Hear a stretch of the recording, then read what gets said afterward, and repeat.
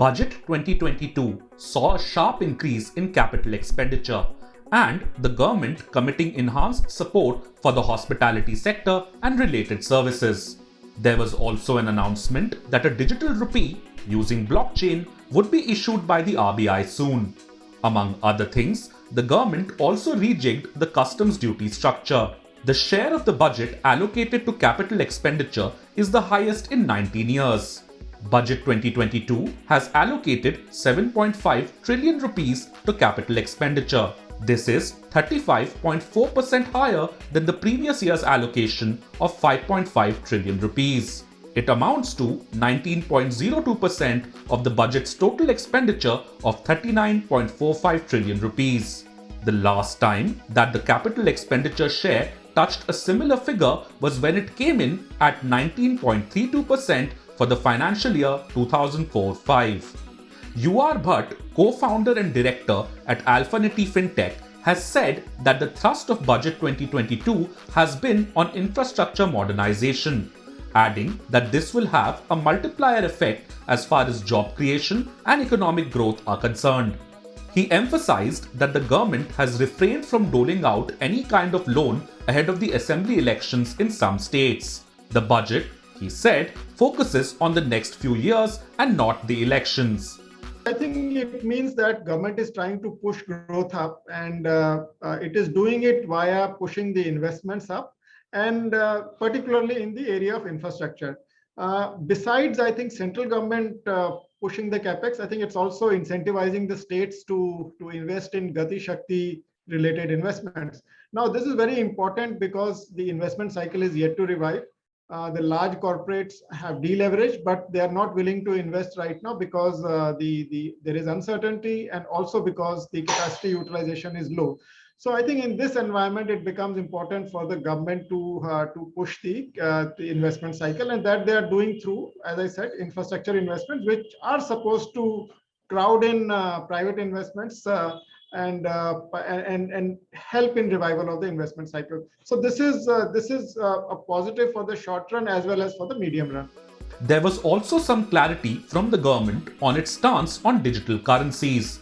The finance minister said that a digital rupee using blockchain technology would be issued by the Reserve Bank of India starting 2022-23. Meanwhile, the finance minister has proposed that any income from transfer of any virtual digital asset shall be taxed at the rate of 30%.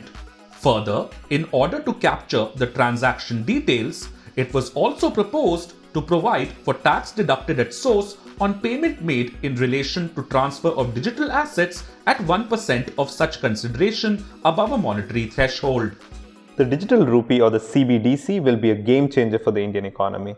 It will enable efficient and cheaper currency issuance and enable circulation of money within the economy. Not only is this a win for digital India, but also for the adoption of blockchain technology, because this will open up new doors for innovation, monetary efficiency, and help India build a robust economy.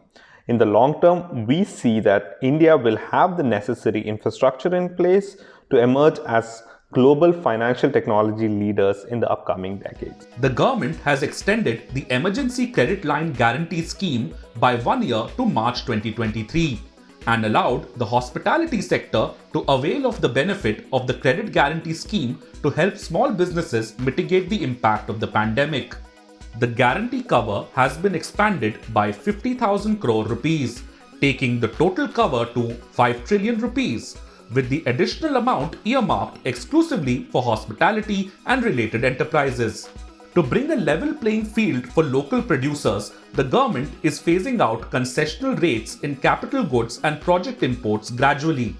The budget proposed a moderate 7.5% tariff on all such products with some exemption, such as advanced machineries that are not manufactured in the country. The idea is that wherever we have domestic capacity, I think we can live with somewhat higher tariffs, and wherever we have capacity constrained domestically, the inputs that are imported need to be somewhat cheaper, I think, for which they are trying to reduce the duties. So I think it's in a way trying to push domestic production up and which is consistent with the Atmanirbhar Bharat idea. Rejig is essentially, I think, for ensuring that I think if you want to promote domestic production, how will you do that? You need imports, and imports, if you have high duties, then the cost of production goes up. So now what they're doing is they're differentiating between what is the nature of import. I mean, is the import coming in area where we already have a capacity? Then that should not, I mean, that should live with higher tariffs. You don't want to encourage those imports. But if we don't have domestic capacity, then we should try to make it cheaper by cutting duties. In a push for Digital India, the government will start issuing e-passports with embedded chips later this year. It has envisaged the launch of 5G services by telcos within the next financial year after spectrum auctions. Further, the budget proposed to set up 75 digital banking units in 75 districts. All post offices of the country will soon connect to the core banking system to improve financial inclusion. The finance minister also announced plans to establish a digital university to provide access to students across the country for a world-class quality education. Business Standard's A.K. Bhattacharya summed up the budget best. Borrowing more, interest payment liability going up, and at the same time, government spending more on capex, tax rates being stable, and customs going up. If you like this video, share it and subscribe to Business Standard. For more news, views and insights, log on to www.business-standard.com. Do also follow us on YouTube, Twitter, Facebook, Instagram, Telegram and LinkedIn.